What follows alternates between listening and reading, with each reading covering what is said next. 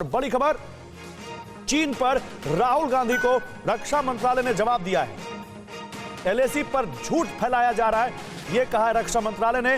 राहुल गांधी को point two point जवाब दिया है रक्षा मंत्रालय ने और कहा है कि भारत ने कोई भी जमीन चीन को नहीं दी है। समझौते में भारत ने कुछ भी नहीं खोया है। बाकी विवादों पर भी हमारा स्टैंड क्लियर है, यह कहा है रक्षा मंत्रालय ने और कहा है कि भारत जो एलएसी मानता है वो फिंगर 8 पर ही मानता है, फिंगर 4 पर कोई एलएसी नहीं मानता। अभी जो ताजा समझौता हुआ है उसके तहत भारत की सेना फिंगर 3 पे धन सिंह थापा पोस्ट पे आई है।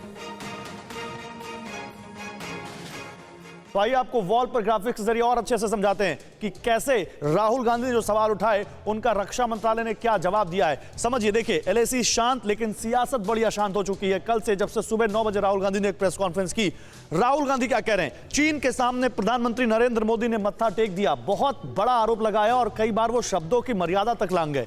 लेकिन रक्षा मंत्रालय क्या कह रहा है? भारत ने समझौते के तहत कोई क्षेत्र नहीं सौंपा है। रक्षा मंत्री ने संसद में बोला और रक्षा मंत्रालय ने एक डिटेल में जवाब दिया। अब तक भारतीय जमीन फिंगर 8 तक थी, फिंगर 4 तक थी, ये कह रहे हैं राहुल गांधी। और रक्षा मंत्रालय ने कहा कि फिंगर 4 तक भारतीय क्षेत्र होने का दावा गलत है। अब देखिए, रक्षा मंत्रालय ने तो और आगे की बात कही है। राहुल गांधी ने क्या कहा? चीन को अब फिंगर 4 से 3 तक का हिस्सा दे दिया गया है, लेकिन रक्षा मंत्रालय ने साफ किया कि कोई भी हिस्सा चीन को नहीं सौंपा गया है और फिंगर 8 तक पेट्रोलिंग का अधिकार हम बनाए रखना चाहते हैं। अभी जो समझौता हुआ है उसके तहत फिंगर 3 तक हम आए हैं और फिंगर 8 तक वो गए हैं। क्यों जवानों को कैलाश रेंज में मजबूती वाले पोजीशन से वापस बुलाया? राहुल गांधी ने सवाल पूछा। नया समझौता दोनों पक्षों को आगे तैनाती से रोकता है, रक्षा मंत्रालय ने इसका जवाब दिया। यानी अभी हम कोशिश ये कर रहे हैं कि डिसएंगेजमेंट हो, शांतिपूर्वक हो दोनों तरफ से, ये रक्षा मंत्रालय कह रहा है। क्यों चीन ने देपसांग और गोगरा हॉट स्प्रिंग से चीन नहीं हटा? तो यथास्थिति में किसी भी एक तरफा परिवर्तन को रोका गया। रक्षा मंत्रालय ने इसका जवाब दिया और कहा कि आगे हम गोगरा, हॉट स्प्रिंग और देपसांग सब पर बात करेंगे। तो सवाल है कि क्या अब कांग्रेस पार्टी को रक्षा मंत्रालय के इन जवाबों के बाद भी संतुष्टि होगी? क्या वो मानेंगे? आइए इस पर बात करते हैं। Major general retired Ashwini Siwach sahab हमारे साथ हैं। सर, बहुत स्वागत है आपका, very good morning. Ashok Sajjanhar sahab, former diplomat, sir आपका भी बहुत स्वागत है। जावेद गफ्फारी पाकिस्तान से जुड़ रहे हैं हमारे साथ, पाकिस्तान के पत्रकार। जावेद, आपका भी बहुत स्वागत है, वेरी गुड मॉर्निंग।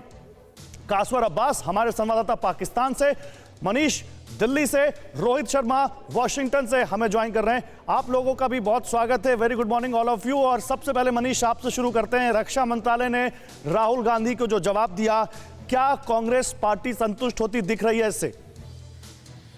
देखिए गौरव, रक्षा मंत्रालय और राहुल गांधी के बीच बहुत ही अलग सा एक लव एंड हेट का रिलेशनशिप हमने पिछले कई सालों में देखा है। आपको याद होगा कि पहले राफेल का मामला था, फिर बालाकोट स्ट्राइक का मामला था, फिर जब चीन एलएसी का विवाद अप्रैल 2020 में हुआ और अब जाकर हुआ। तो जाहिर है कि राहुल गांधी के जो तमाम सवाल हैं और रक्षा मंत्रालय के जो तमाम जवाब हैं, तो अगर आपका सवाल यह है कि क्या इससे कांग्रेस या उनके नेता राहुल गांधी संतुष्ट हो जाएंगे, तो मैं आपको कहूँगा कि राहुल भी अपनी बात कहते रहेंगे और रक्षा मंत्रालय ने जो कहा वो तो हम सबके सामने है।